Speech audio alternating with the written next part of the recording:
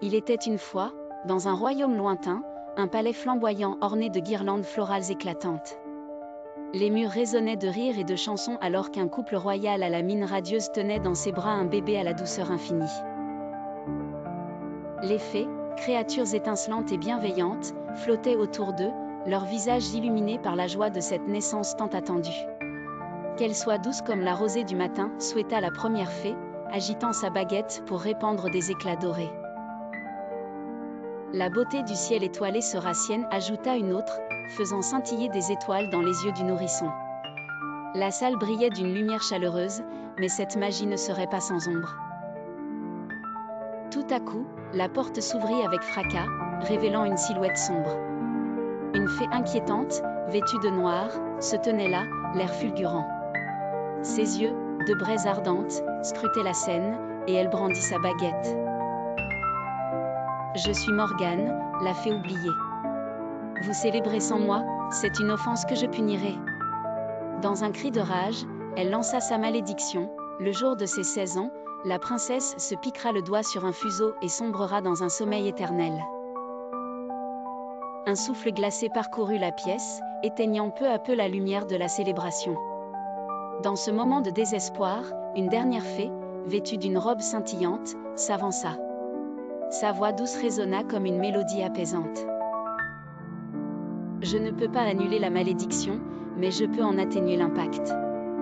Elle tombera dans un sommeil profond, mais un baiser d'amour véritable pourra la réveiller. » Son éclat doré enveloppa le berceau, offrant un répit au bébé. Les années passèrent et la princesse grandit, insouciante et joyeuse, sous la protection vigilante des fées qui l'avaient emmenée vivre dans une forêt cachée.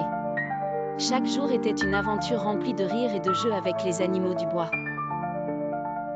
Alors que des papillons virevoltaient autour d'elle, les fées surveillaient son bonheur, déguisée en villageoise.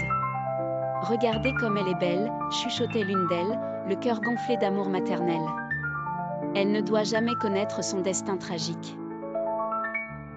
Le jour de ses 16 ans, cependant, le destin la guida vers le château. Les fées pensaient avoir contourné la malédiction. Avec des yeux émerveillés, elle traversa les grandes salles ornées de tapisseries et de lustres étincelants. Dans l'ombre d'une tour isolée, une lueur mystérieuse apparut, attirant son regard. Hypnotisée, la princesse tendit la main vers un fuseau brillant, symbole de son destin tragique. À l'instant où elle le toucha, l'obscurité engloutit son âme. Des ronces magiques entourèrent le château, enserrant les habitants dans leur étreinte mortelle.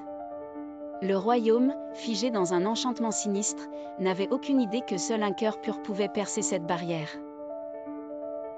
Des années plus tard, un jeune prince, audacieux et noble, entendant murmurer des légendes sur la princesse endormie, décida de partir à sa recherche. Équipé de son épée brillante, il se frayait un chemin à travers la forêt enchantée. Arrivant enfin à la chambre royale, le prince trouva la belle princesse, baignée d'une lumière douce. S'accroupissant près d'elle, le regard rempli d'admiration et d'amour, il déposa délicatement ses lèvres sur les siennes. Le prince et la princesse, réunis par leur destin, scellèrent leur amour sous un ciel parsemé d'étoiles. Et ainsi, le pouvoir de l'amour véritable triompha de la malédiction, prouvant que le destin réserve toujours son plus bel éclat à ceux qui croient en lui. Et c'est ainsi que la princesse et le prince vécurent une histoire d'amour éternel, célébrée à jamais dans le cœur de leur royaume.